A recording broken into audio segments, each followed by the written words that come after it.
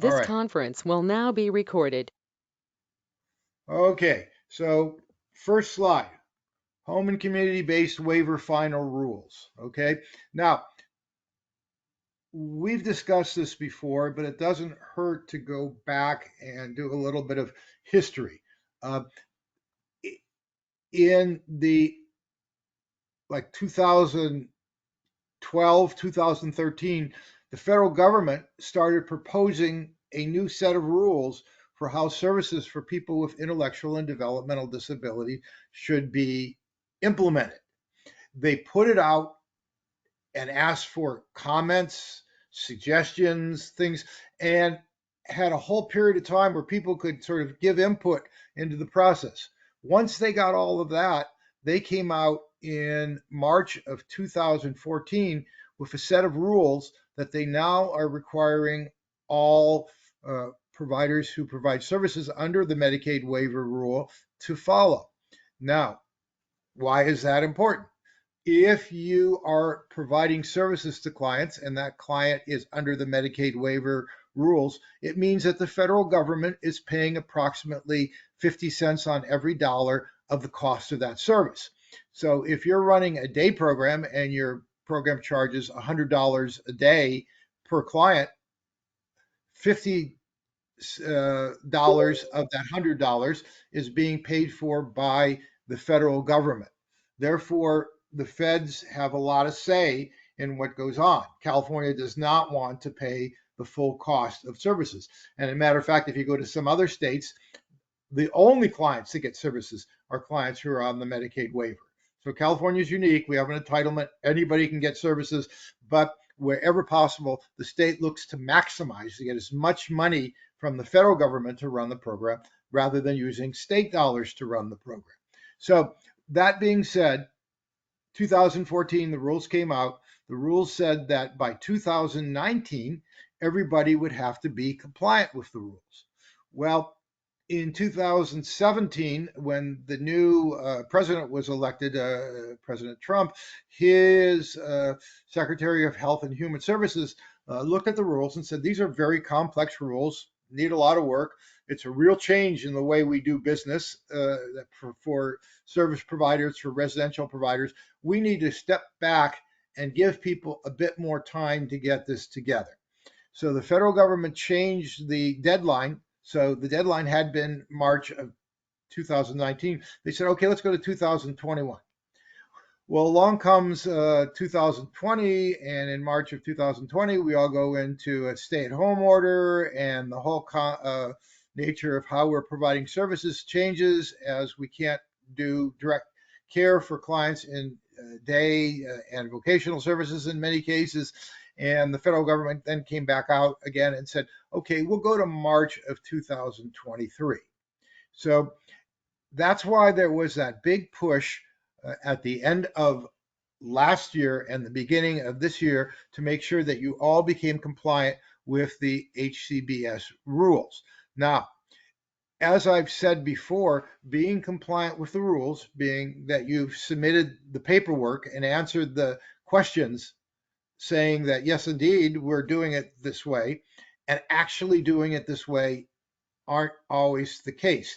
So what we're trying to do with these trainings is to make sure that you're doing what we refer to as best practice, that you're doing what is best for the clients, consistent with these new rules. The importance of that is at some point the federal government could come out uh, or Department of Developmental Services could direct regional centers to start looking at facilities. And if they find a facility is not compliant, they might put that facility under a plan of correction. And or if that isn't corrected, the federal government could say, okay, we no longer certify you as a Medicaid waiver provider, in which case they will not fund for the services that you provide. In the medical field, a doctor who takes Medicare or Medi-Cal, sometimes the folks will come out and say, "Hey, wait a minute, we don't like the way you're doing your services. We don't. There's some other problem.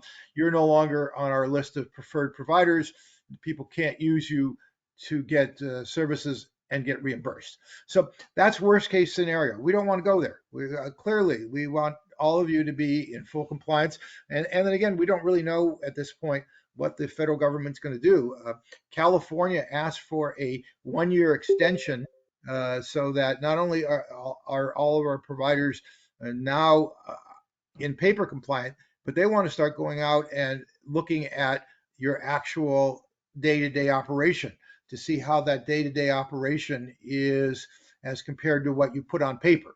So if you say one thing on the piece of paper that you submitted to regional center and you do something very different in your facility, that could potentially cause your facility to be challenged in terms of, wait a minute, says this, you're doing this. Uh-uh. We need to get those two aligned, and we need to get your services more in touch with what's going on. So, what are some of the very basic rules that are involved with home and community-based waiver? Now, there are 10 rules that are out there. The first five are everybody, 6, 7, 8, 9 are residential only, the first five, and the other ones for residential. And then 10 is everybody, and that has to do with accessibility. But they sort of boil down to a few basic concepts, which are my first slide. Okay, provide full access to the benefits of the community living for people who use HCBS. Now, would anybody like to open up their mic and share with me what they think that means? Provide full access to the benefits of community living for people who use HCBS. What does that mean?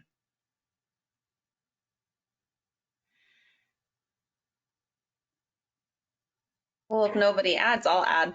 So All Jeff, right. I would say provide full access and benefits of community living. So being able to go to grocery stores, go to restaurants, to go to access the community for different activities, and go to events that are happening, whether it's like music festivals in the summer or participating in other activities alongside the community. If they want to do a walkathon, that they're able to be supported in that area. And even ongoing to that is transportation, being able to access the types of transportation, whether it's with the provider or it's using public transportation if they have the supports necessary to access it, as well as, how most people use like share a ride, Lyft and Uber, that they have those abilities to use those different types of supports to transportation to access the community. Thank you, Anybody else? Leslie. Feel free to add. Yeah, go ahead and open up your mic and add. One of the things that I sometimes hear from people is they say, okay, that's great. We're all in favor of providing people access, but you don't fully understand what Susie's all about. And Susie is more physically involved with her disability. And it's very challenging to get Susie out into the community. Or, or Johnny oftentimes gets overstimulated when he's out and about, and he can sort of have a meltdown in front of, at the Valley Plaza, and it's not a good thing for my facility. And how do you reconcile the challenges that we have in providing services for this individual in the community? How do we do that? I mean, what does it take to take someone who has extra challenges or other needs, and at the same time give them a community living arrangement? Any takers on that? Anybody have any ideas on what we should be doing to sort of make sure that those clients who present unique opportunities, I want to say, for us in terms of how do we go about providing community access for those individuals?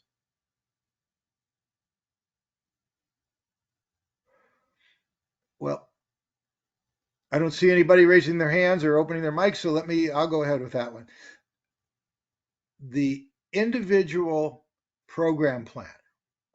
Okay, when you're sitting down with your uh, regional center service coordinator, if the client's got family or if they're involved in like a residential or other programming, that team that's sitting there and working on developing the plan needs to look at what works for that client.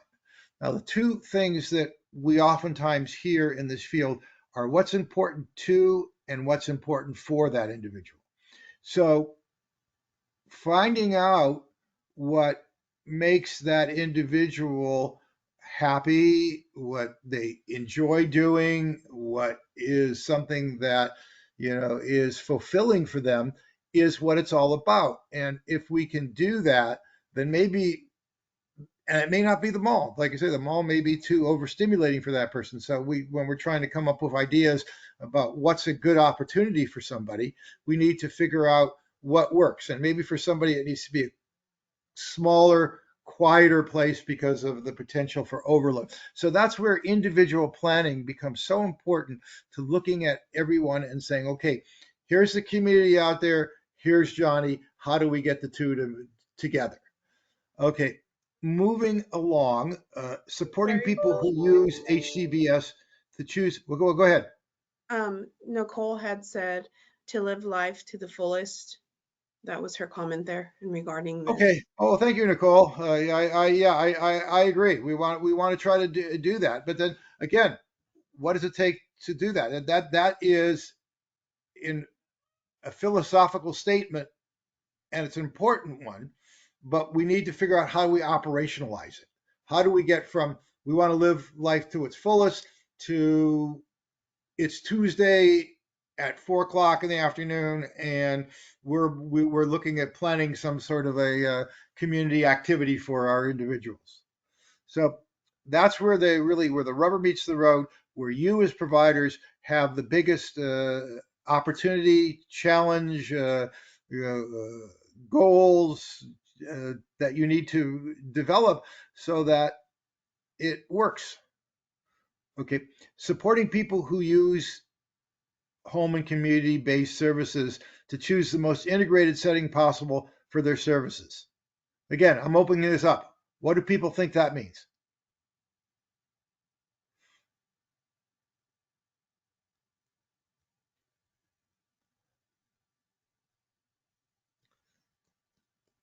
Uh, have people had their coffee this morning? I mean, I'm not getting a lot of response, but that's okay. I know it's sometimes people feel like they're being put on the spot, and I don't want to do that. I see, Sean, you're having a cup of coffee there. Yeah. The Supporting people who use HCBS to choose the most integrated setting possible for their services. We want people to be in the community and interacting with non-disabled people.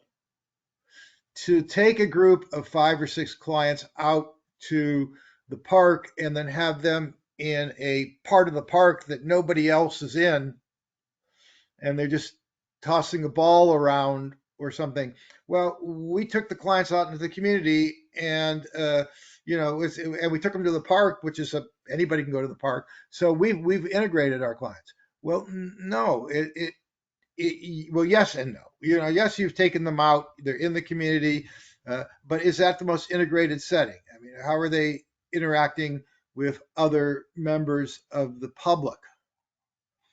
And then finally, improving the quality and safety of home and community based services and protecting the rights of people who use it. So, protecting people's rights is extremely, extremely important in all this. When I first started in this field, and in many cases that was probably before some of you were even born, that wasn't a concern. It was about safety. How do we make sure that someone's safe? And so we made all the decisions for people, and we did things that minimized the potential that somebody could get hurt or harmed or be out in the community where we perceived at that time that people could take advantage of our clients, exploit our clients, how they could get lost, get hit by a car, whatever. And we really weren't thinking in terms of, wait a minute, this individual would like to use the community just like you and I would. For those of you who were fortunate enough to participate in the Tom Pomerantz training at the end of July, early August of this year, one of the things he said was, think about it in terms of, would I like that? Was that something I would want to do? And so we really need to look at that when we're looking at the rights of individuals. And And on that note, Jeff, sorry, Nicole actually stated that sometimes the consumer or client doesn't get asked what they want to do. exactly, Nicole. Yeah, we see this is another thing. Nicole is on this webinar as well, and she is a individual who participates in the regional center program as well as works at Bakersfield ARC. And she's available to come out to your program and talk with you and the individuals in your program about the perspective from a person who is a service recipient and someone who is living independently in the community with services and supports, and how that works, and how the home and community-based waiver program really made a difference in her life.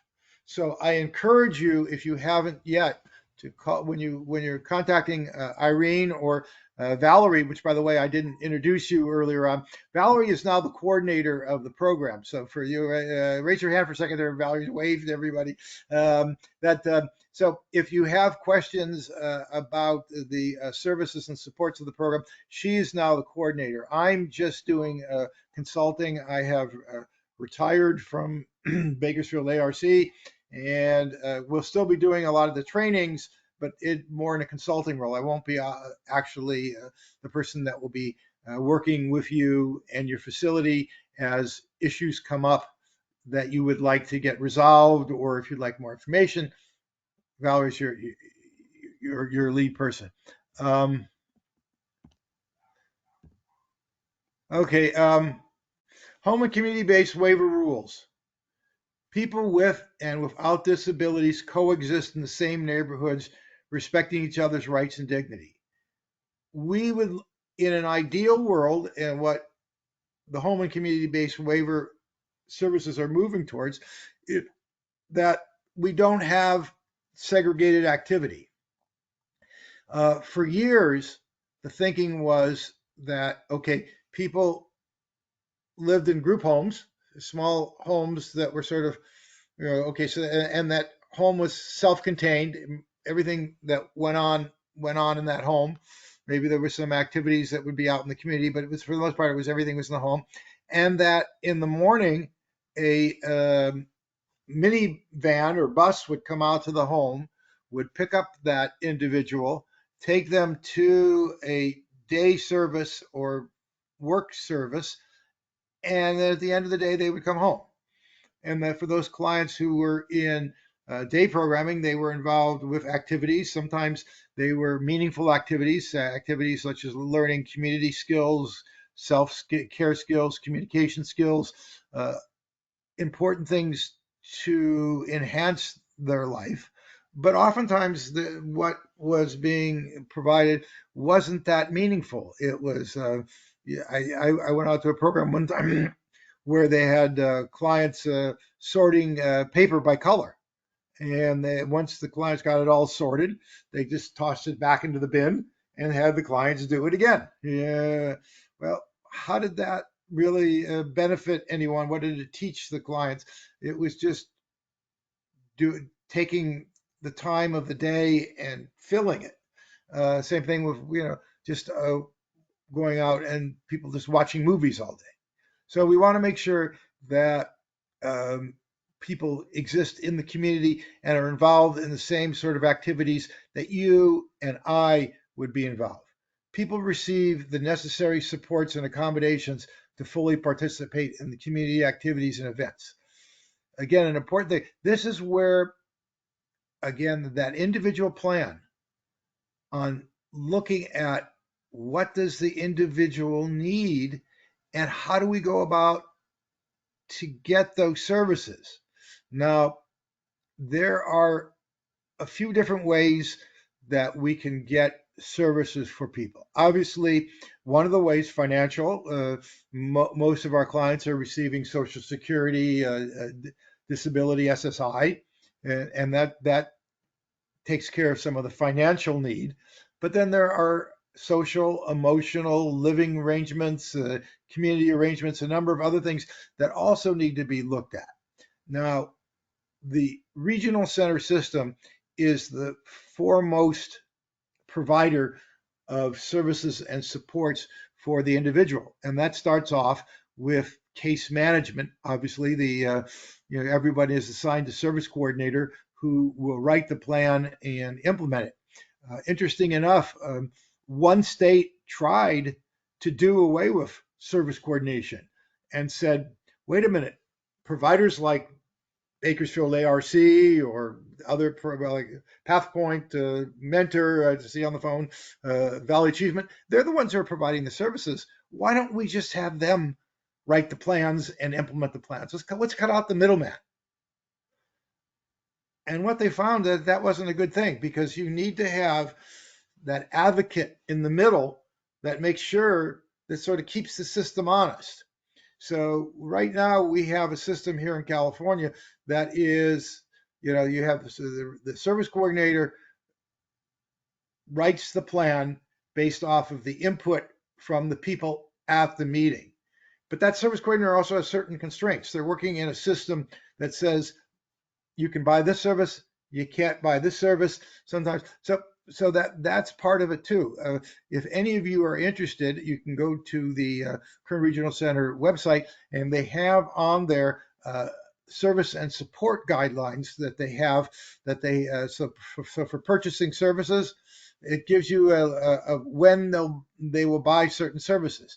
Now, because California has an entitlement to services, there can be exceptions even for something that says no. But you've got to go through a process.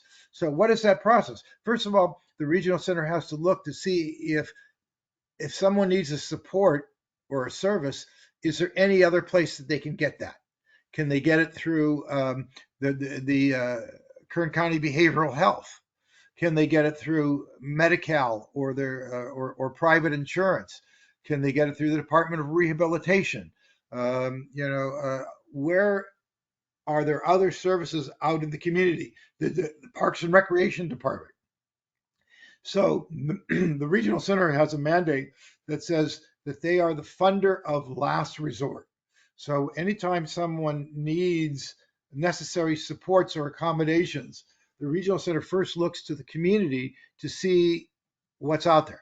And this is consistent with the HCBS rules in that we want to make sure that we're fully utilizing the community for the resources that we're providing people. So if there is a community resource that you and I could use, then our clients should be able to use it as well. An agency can't say, oh no, you're developmentally disabled and developmentally disabled people get their services through regional center, therefore go to regional center and they'll provide you all your services. No, the same services that they provide to the general public, everyone else, our clients are the general public, and they need to provide them to our folks as well. People have the freedom and autonomy to choose where they live from a range of options of choices that suit their preference and needs. So where do our clients live? The vast majority of adults in the system live with their families. And so in many cases, that's either aging parents, it's siblings, aunts, uncles, brothers and sisters. And that's really where the bulk of the clientele live. Next being for the Kern Regional Center is supported living. So clients living in their own apartment, receiving services and supports that come into their apartment and provide them assistance with daily living. and community living skills. That followed then by residential facilities, family care homes, group homes, the mentor type facilities, where so we have a number of different options available for people. So the client should be given that the options. Okay, where would you want to live? Do you want to continue to live with your family? Hey, that's great. You know, we'll support you at home. Maybe give your parents some respite. Maybe you'll can benefit from independent living skills training, other sort of things that would be a benefit for you.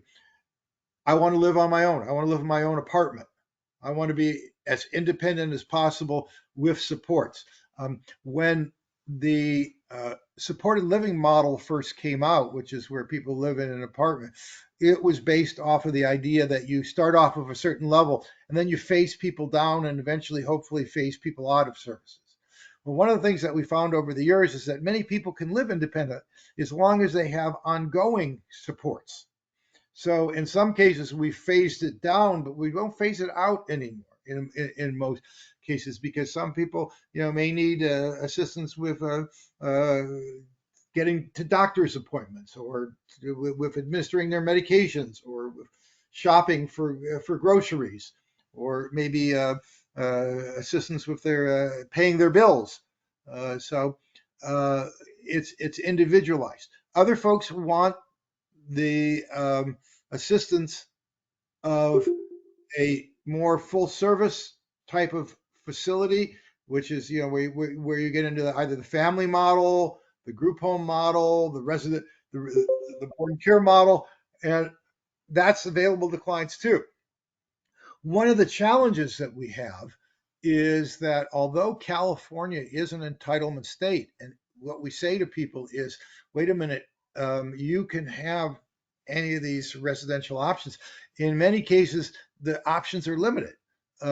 What we pay for the services, it makes it a real challenge. So I'm preaching to the choir here. All of you who are providers of service know how the rates that you're receiving to provide the services really don't cut it in terms of what your costs are, and especially with inflation the way it's been the last few years, and there hasn't been any rate increases for some time. So the ability to actually provide the services are getting more and more difficult for providers to manage. So what that means is that for the clients to have options, they're somewhat limited, because if tomorrow a individual who's living with a family member, and all of a sudden that family member has some sort of change that they can't care for them anymore and they need placement right away, there's a very limited number of placements out there. There are a limited number of SLS agencies that are accepting new clients, et cetera, so, et cetera. So the reality is that sometimes, although clients have the freedom to make a choice of where they live, there are only so many available. Years ago, when I worked for the state of California, they told me that if I needed to drive a state car, I could choose whatever was on the lot, but there were only like 3 cars on the lot. So there really wasn't a whole lot of choice. It was, okay, which one of the 3, which were all the same model, do you take? Take the blue one or the red one? But it's not that was a real choice. So that is, in theory, a really great idea, but the reality is it's not always the case. And then for those of you who haven't heard, the governor recently signed a bill that will make it so that as of next, I think March or April of next year, people who work in the fast food industry will now be making $20 an hour.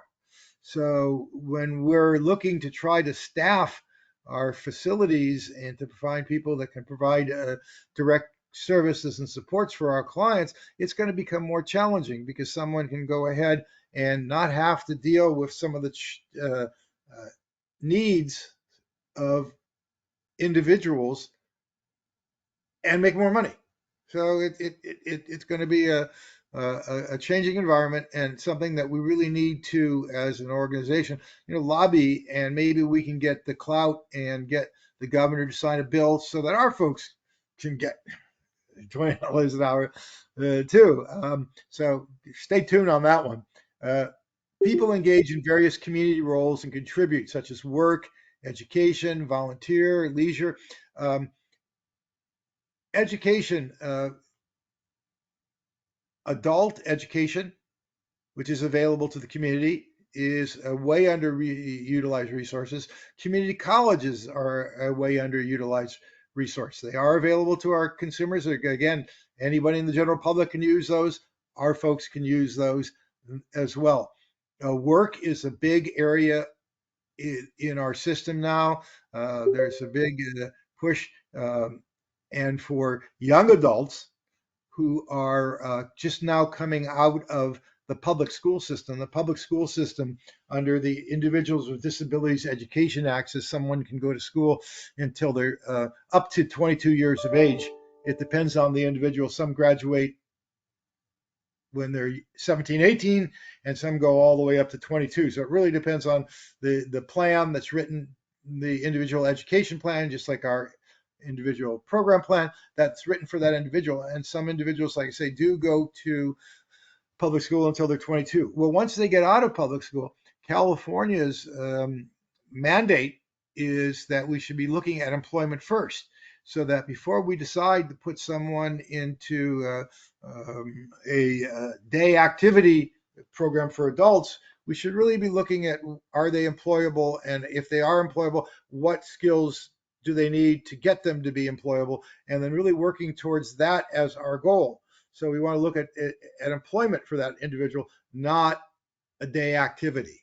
So that's our first goal. Now, again, clients still have a choice, and that's involved in the process as well. But the real gist of it and the direction that our system is going for is to try to look at employment as a first option for people before we look at other resources for adults coming out of especially out of the public school.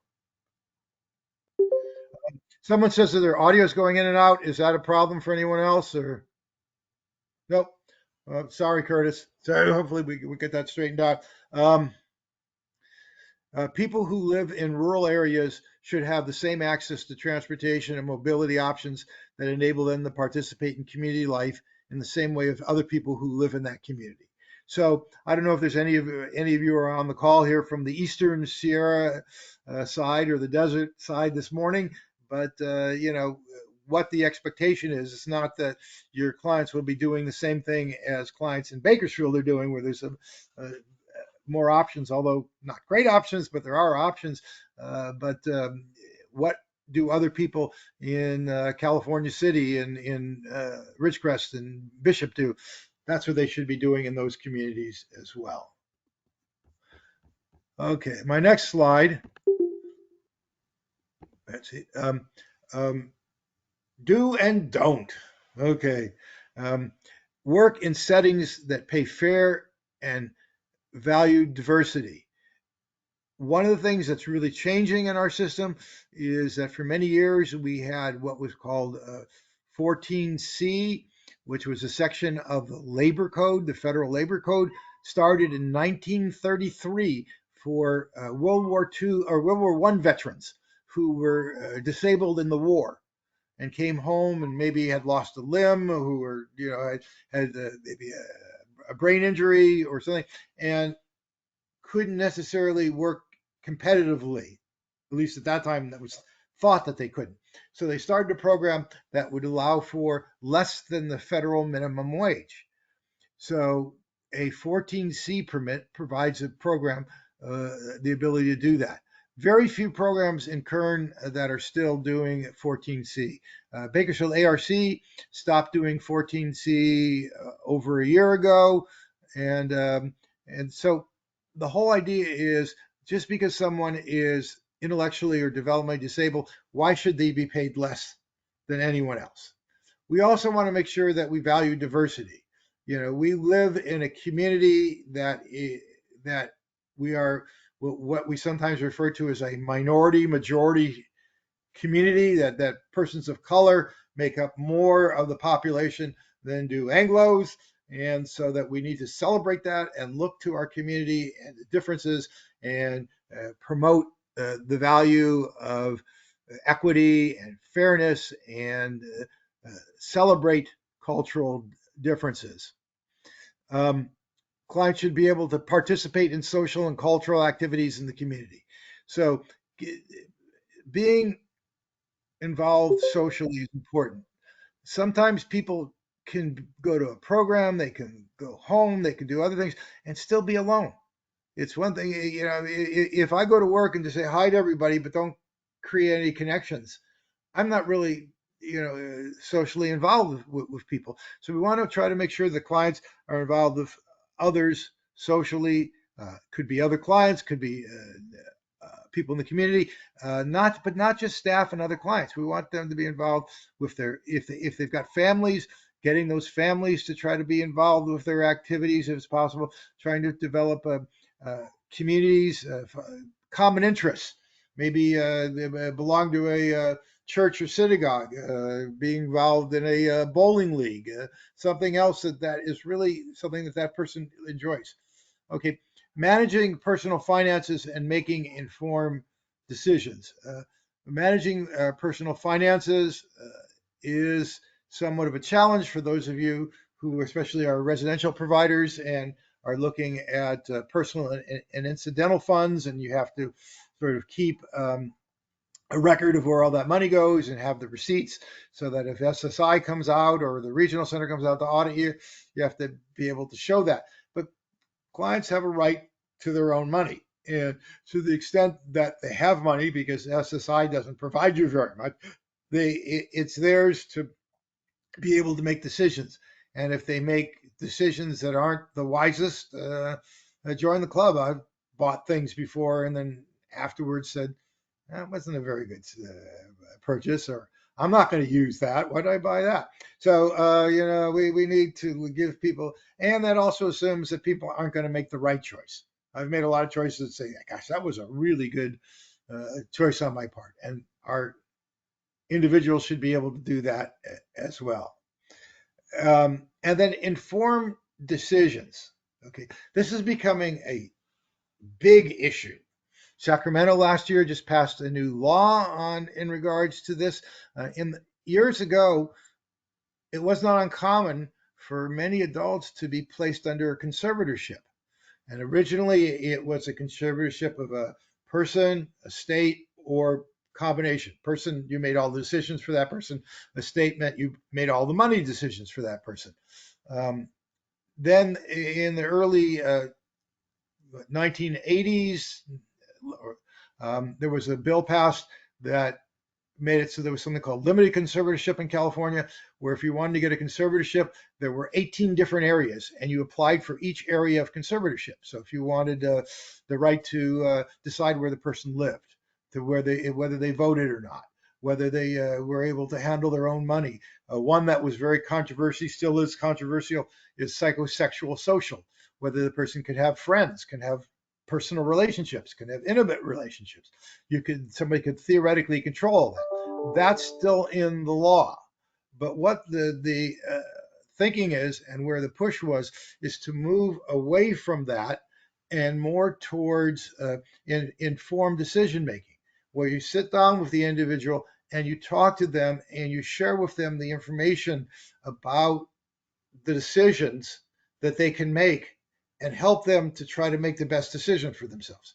Now, if you go to your doctor and your doctor says, hey, your blood pressure is up too high and I want to give you this medication, and here's the benefits from this medication, but there is a small chance that you may get very dehydrated, that you may, when you go to stand up, you can go plump and fall right over.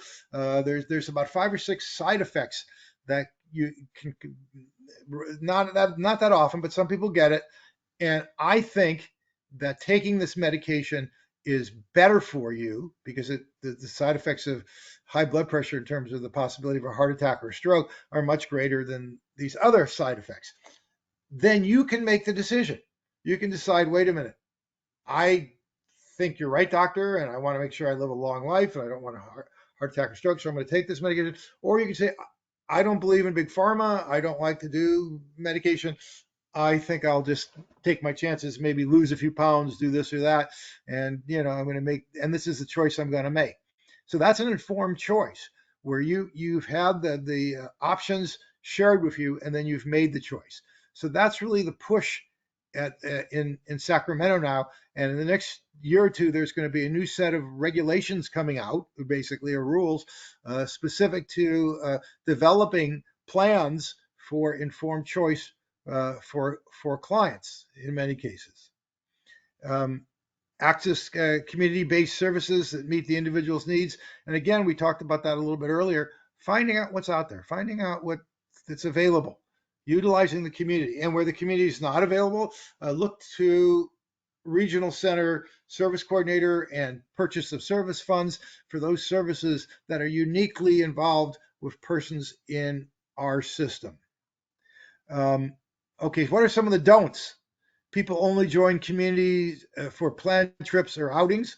So if it's not something that the whole group is going on or something, and it's a specific location, we want to try to get away from that. We want to try to get them involved with what the general public does, not just individual activities that are just uniquely for them.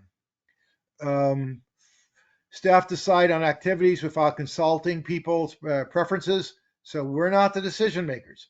We can maybe come up with 2 or 3 or 4 choices because the individuals may not at this point have enough of a background in making choices, so that we want to help them with that process. So we can lay out some options and say, here, let's make the choice. And in the future, as you learn about more options, you can make more choices for yourself and for what's best for you. And people do the same few activities in the community without exploring different options. We don't want to continue, okay, this is Wednesday. Every Wednesday we go to the park. This is Sunday, and every Sunday we go to, my church. People should have the option to go where they would like to go and what they would like to do. Okay, few other areas. I see that we've got about 10 minutes, so I'm going to speed through a couple of slides.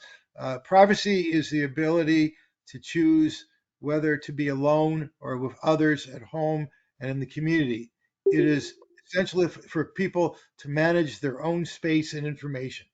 So we really want to allow people the option making personal choices again. And privacy is one of those. We all want our privacy. We all want our dignity. I was chatting with someone who needed help with their personal care. They needed assistance with their toileting because of a physical disability. And they were expressing to me the challenges that were occurring because the staff were turning over all the time. And here was somebody helping them with the most intimate part of their day, and they didn't really feel like they had the privacy because it was always somebody different. And so we really want to try to make sure that we respect people's privacy. Leslie told me a story recently about somebody who proudly showed their key and then and told her, well, this key fits my door. They put a lock on my door, but the same key fits every other client's door in this facility. So, okay, how is that privacy when I can just go into everybody else's room, or the staff can go in anybody's room? Dignity is the quality of being able to do things that matter for them, expressing themselves to be who they are and want to be. It is essentially for people having confidence and value in themselves. So we want to try to, it's self-concept. When you were a child, if you were told, hey, you're doing a great job, versus, no, you got it all wrong, you got it all wrong, you got it all wrong, pretty soon you internalize that. and even as an adult, as we work in the workplace, if we're always given told what we're doing wrong and never encouraged or told what we're doing right, then it's not a good thing. I read a study one time about children who have attention deficit disorder, which means that they're very hyperactive and sometimes always constantly involved with things and things that necessarily maybe not necessarily what they should be involved with. And the author they tracked some kids, and they found out they were 4 times as likely to be corrected or told no than they were to be said, oh, hey, you're doing a great job. So what is that teaching that individual when all they hear is what they're not doing right? So that's something to keep in mind, is how do we go about trying to encourage and provide an opportunity for dignity for our individuals.